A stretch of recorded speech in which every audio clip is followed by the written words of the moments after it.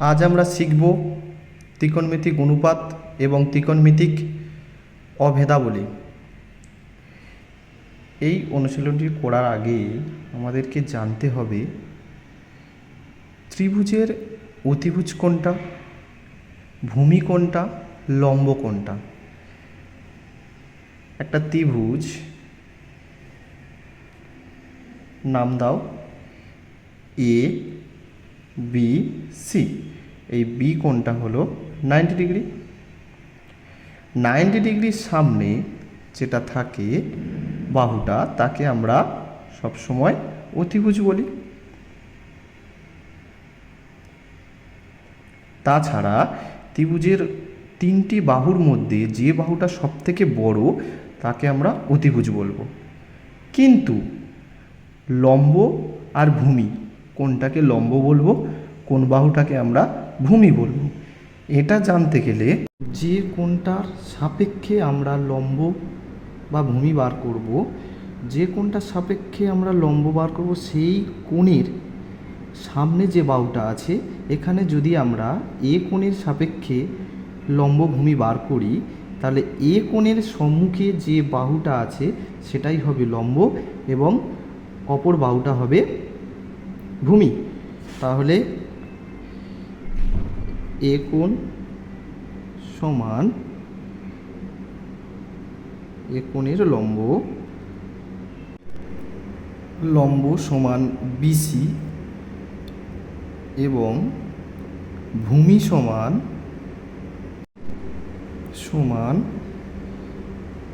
A B. ঠিক তেমনই যদি সি কোণের সাপেক্ষে হয় তখন লম্ব হবে এ বি। সি কোণের সাপেক্ষে লম্ব সমান এ বি এবং ভূমি সমান বিসি।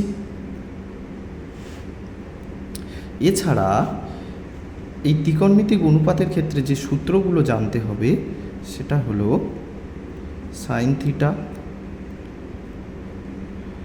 কস theta, tan theta, cot theta, sec theta আর একটা কোসেক থিটা।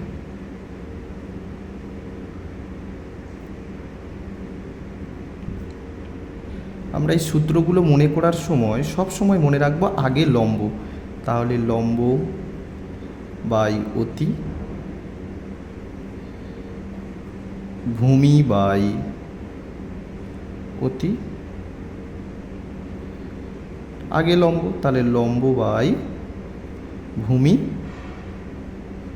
কট থিটা সমান উল্টে যাবে ভূমি বাই লম্ব, সেক থিটা সমান ভূমি বাই অতি, আর কোসেক থিটা সমান এটা অতি বাই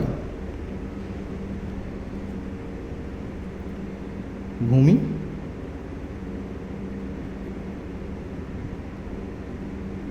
এটা হচ্ছে অতি বাই লম্ব।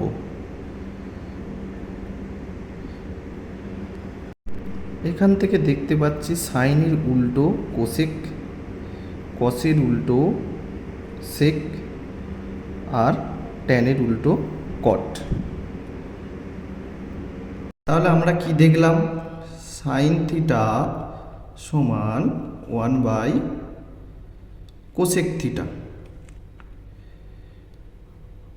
কস থিটা সমান 1 বাই সেক থিটা, আর ট্যান থিটা সমান 1 বাই কট থিটা। এগুলোকে আবার এরকমভাবে বলা যায়, কোসেক থিটা সমান 1 by sine theta, sec theta সমান 1 by cos theta, cot theta সমান 1 বাই ট্যান থিটা।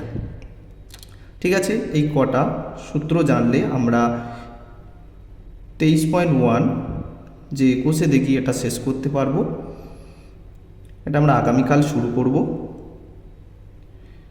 সবাই ভালো থাকবে। Thank you.